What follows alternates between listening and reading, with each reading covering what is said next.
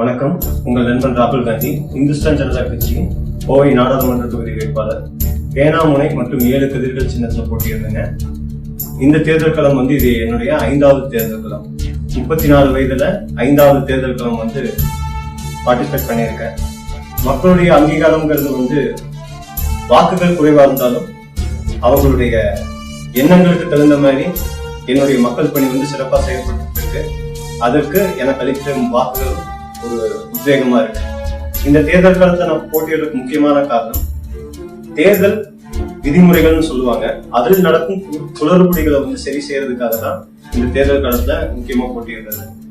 என்னன்னு கேட்டா, பெரிய கட்சிகளுக்கும் சிறிய கட்சிகள் மற்றும் சுயேட்சை வேட்பாளர்கள் இந்த 3க்கும் உள்ள ஒரு வேறுபாடு இருக்கு. அதுல நிறைய முறைகேடுகள் நடக்கும். அதை இப்ப தேர்தல் காலத்துல இருந்து இப்ப தட்டி கேட்டுட்டு இருக்கேன். அதே மாதிரி பாத்தீங்கன்னா, பெரிய கட்சிகள் செய்யக்கூடிய பணப்பட்டுவாடா, வாக்காளர்களுக்கு பணம் அளிக்கிறத ஒரு முறையா வச்சிருக்காங்க. அந்த முறையை தடுக்கிறதுக்காக மொபைல் கோட் வேணும்னு சொல்லி தேர்தல் ஆணையத்தின் உத்தரவையும் வாங்கி வச்சிருக்கேன். 39 ரிட்டர்னிங் ஆபீசர்ஸுக்கும் அதுக்கு உண்டான ஆணை பிறப்பிச்சிருக்காங்க. அதை அமல்படுத்துறதுக்கு உண்டான உத்தரவு பிறப்பிச்சிருக்காங்க. இது நம்மளுடைய முதல் வெற்றி. இப்ப இந்த பேனாமுனை சின்னம்ங்கிறது பாத்தீங்கன்னா, நம்ம கொடுக்கிற ஒவ்வொரு மனுக்கள் இந்த பேனாமுனையில நம்ம கொடுக்கக்கூடிய ஒரு இதா இருக்கும், பெட்டிஷன்ஸ் மாதிரி வரும். அந்த பெட்டிஷன்ஸை ஸ்ட்ராங்கா நம்ம ஒரு மக்களுக்கான ஒரு நல்பணியா நம்ம இதுவரைக்கும் உருவாக்கி கொடுத்துருக்கோம். உதாரணம், இப்ப இந்த மொபைல் போட்டு ஆர்டரே வச்சுக்கோங்க. நம்ம அந்த ஒரு பேனாமுனை மூலியமா தான் அந்த காரியத்தை வெற்றிகரமா சாதிச்சிருக்கோம். லோன் மானிட்டரிங் வாங்கி கொடுத்துருக்கோம் கொரோனா காலகட்டத்தில். Housing finance companies and microfinance institutions, that is all lending institutions basically in the system, are being permitted to allow a 3-month moratorium.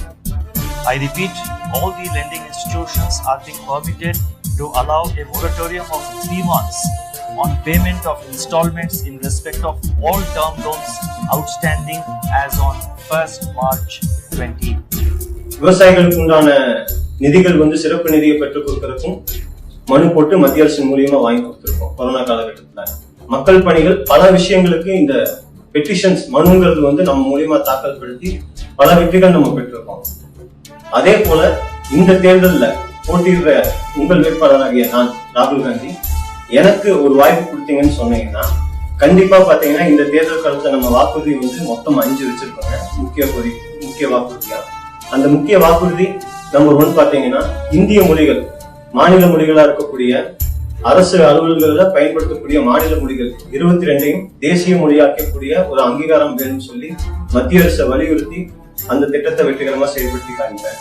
Number 2, Kovai நாடாளுமன்ற தொகுதியில பாத்தீங்கன்னா, அடிப்படை வசதிகள்ங்கிறது இதுவரைக்குமே ஸ்மார்ட் சிட்டி திட்டம் கிட்டத்தட்ட ஒரு 3-4 தடவை செயல்படுத்திட்டாங்க. இன்னும் ஒரு சாலை வசதியாகட்டும், சுகாதாரமாகட்டும், எல்லாமே ஒரு கேள்விக்குறியா இருக்கு. அந்த திட்டங்களை முழுமையா மக்கள் பணியை சிறப்பா செஞ்சு ஒரு வளர்ச்சிங்கிறத கண்முன்னே அது உண்மையா ரியாலிட்டியா இருக்கிற மாதிரி நான் காமிச்சு கொண்டாட முழு நடவடிக்கையும் செய்வேன்.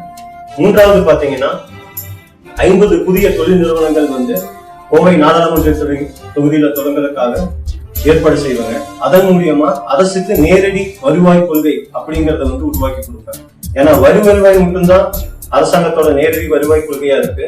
அதுக்கு ஒரு மாற்றா நேரடி வருவாய் கொள்கைங்கிறது இந்த தொழிற்சாலைகள் மூலியமா நம்ம உருவாக்கி கொடுப்போம். 4வது பாத்தீங்கன்னா, போதை தடுப்புங்கிறது இங்க போதை பொருட்களோட பயன்பாடு மிக அதிக அளவுல மாணவர்கள் பாதிக்கப்பட்டிருக்காங்க.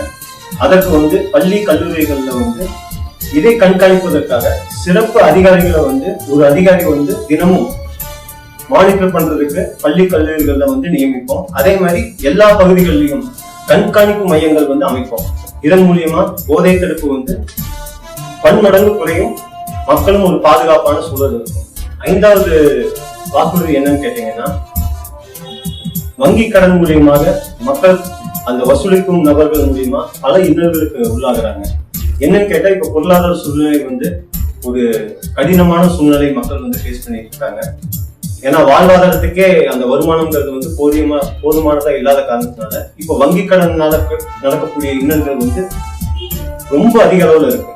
அதற்கு இலவச சட்ட ஆலோசனை வழங்கி அவர்களுக்கான வழக்கையும் இலவசமா நடத்தக்கூடிய ஒரு மையத்தை நம்ம துவங்கியிருக்கோம்.